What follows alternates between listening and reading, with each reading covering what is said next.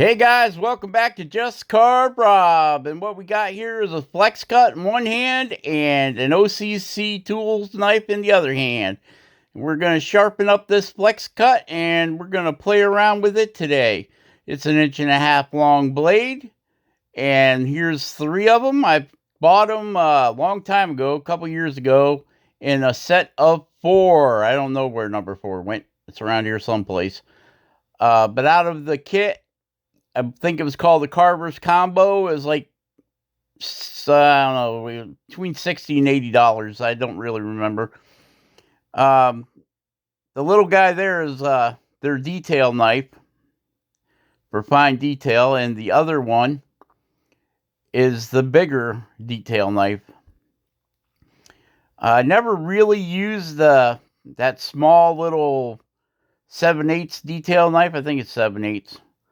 But I use the tar out of that 1.5 inch detail knife, the one that I'm using right now. And I figured I'd just show you guys a little bit of difference between the knives. All right. The flex cut knife has more of like a tri grind on it, right? 3 different angles. And the blade is a lot thicker than the OCC knife, which has the flat grind on it. Okay, so it's one angle from the edge of the knife all the way to the back of the knife. This knife actually has 3 angles on it. One on the edge of the knife, the one that leads up to the back of the knife, and then you can see the flat spot on the knife. Okay, now here I'm going to show you the difference. Okay, I guess not. Well, anyway, I was explaining the different styles of the way the blade is ground. Okay, see? And that's the big difference. The thinner the blade, the easier it slides through the wood, right? And, but I'll tell you, the flex cut knives are great. I used those knives for a while. I'm going to change the end of this little detail knife here. We're going to bring it down to more of a pointy point on the end for getting into tight spaces. Right now, it's kind of got like a little bubble knob on the end of it there. So we're going to end up, we'll take the Dremel or the, I'll probably use the microcarver. I don't know if I show it or not. But I take the microcarver with that carbide burr, and I shave the end down so that it comes to more of a point. And right here, we're noodling around with it. We're just piddling around with this blade, cleaning some stuff up and getting it cut in. And because I never really gave this blade a fair shot, you know, and with that end being designed like that, it's a good rolling knife. What I mean by that is when you make a swoop cut, without having the extra metal there like the other detail knife, it allows you to make a tighter little radius cut. That's why I'm messing with it up underneath that hat, trying to get my eyebrows in and push the hat up a little bit. And, you know, I ignored this knife when I got the kit, and I'm kind of sad that I did, because this is a neat little knife here. Having that beak on it like that, it lets you get right in there to them tight spaces and make that little roll cut. See how I'm doing that little roll cut right up there by the eyebrow and the top of the bridge of the nose? Yeah, so I got a feeling I'll be using that knife a little bit more. Okay, and we got the detail knife. We're undercutting the beard. And the other knife is their rough out knife. The one that looks like a big hook on it. Oh yeah, there was. The 4th knife was called a Pelican Knife. Has a really funky looking blade. If I come across it here, I'll post it up in a video and show you guys. It's kind of weird. But yeah, so this is a detail knife. The other knife is a rough out knife. It's got a much heavier spine, stiffer blade. And then the 3rd knife, that little tiny 3/4 inch job, is the flex cut detail fine detail knife. And I'll tell you guys, when you go from a pocket knife to these knives, you can tell the difference right away. Okay, but then after you piddle around with them, and if you pick up a real thin blade flat grind, you'll be like, wow, that was like carving with a bulldozer. That's, because like the OCC knives, the Helvey knives all have the flat grind. Seem to slice through the wood better, a little easier. But hey, Flex Cut's a good knife, holds a good edge, and it's an awesome beginner knife. Now you can see we were just messing around with the OCC knife there, and now we're back to the Flex Cut knife. And I'm just kind of swapping back and forth, and you can really feel the difference between them when you're carving with them. Put your center lines back in, guys. Put your center lines back in.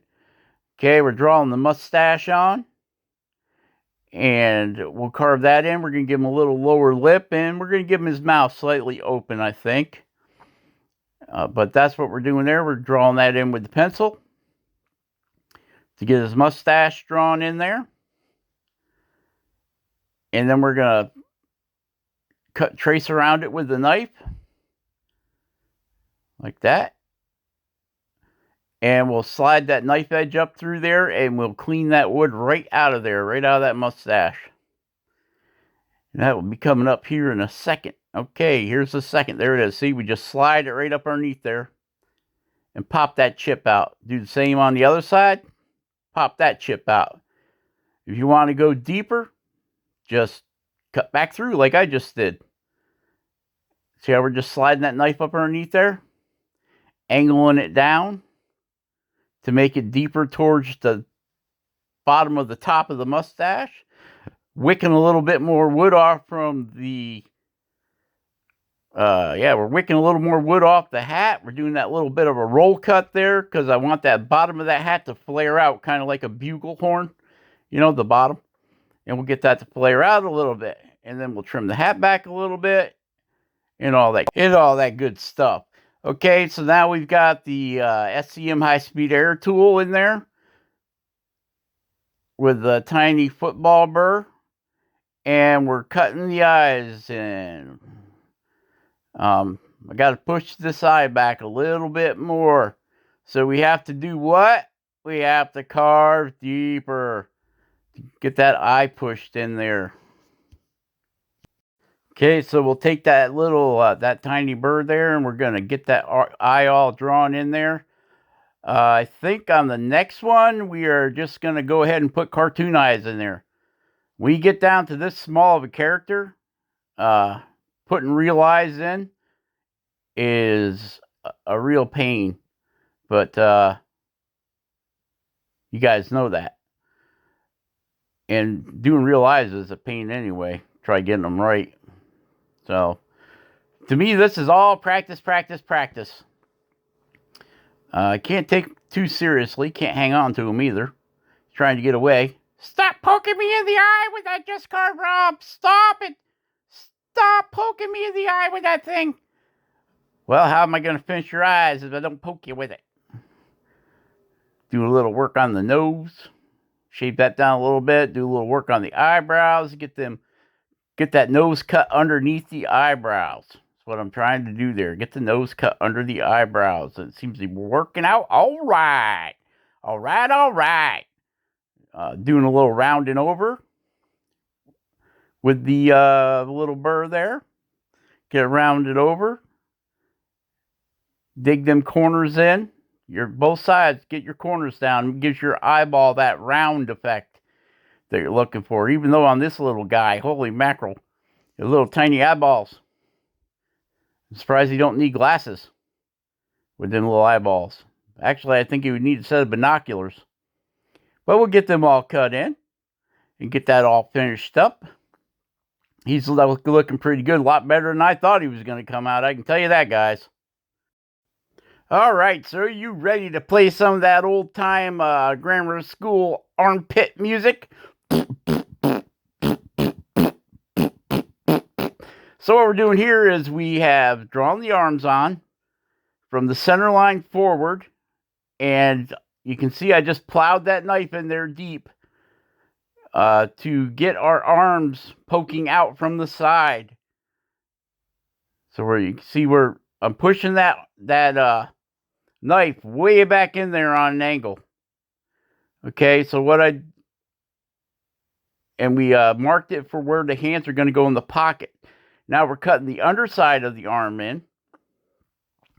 And we are using the OCC 1 3/8 knife. I think it's the 1 3/8. Might be the 1.5 inches. I have an 1.5 inches. I have a 2.5 inch, and I have a 1 inch OCC carving knives. And they're my favorites. As you've seen earlier, we also have the flex cut knives, which are great. And I also have the flex cut micro gouges, and those are great. I haven't had to sharpen them. I got a feeling that it's going to be horrible to try sharpening them little guys. But I think what I might do is make a little strop form like Ben has over at Studio on the Lake, but even that's too big for these micro gouges. Might have to custom make one of our own for those little gouges. There's a V tool and 3 U-shaped gouges for that kit. I bought that all as a carver's kit, the micro gouges, because with these little guys, the other gouges are a little bit too big. In the future, I hope to purchase some of the OCC gouges. Got to save up a little money. Okay, so we're just cutting the feet down here. Getting that, putting our center lines back in. Trim the feet off. Okay, now we're cutting in the center lines of the feet. And the back of the legs. See how we're doing that? The little scoop cut there. Using our thumb. As Doug Linker would say, we're using the thumb as the driving motor. And I should be doing the same thing here instead of... The feet are the worst part, guys. You can shear one of them feet off, or because of the straight end cut you're making, you could split that piece of wood in half. And if you don't have good control, see, now I'm using a paring cut on that. But right there, that cut right there, you got to know your pressure, how much pressure you're putting on that blade. Because if you slam a lot of pressure on there, that wood could split because you're going that way and end up with that knife in the palm of your hand. So be careful when you do that, guys. You should always try using a paring cut. I know. Do as I say and not as I do. Yep. But you can see we're using a paring knife there. Keep your thumb out of the way. Paring cut, paring cut, paring cut. You're only using your fingers, not your whole wrist, to pull that knife back.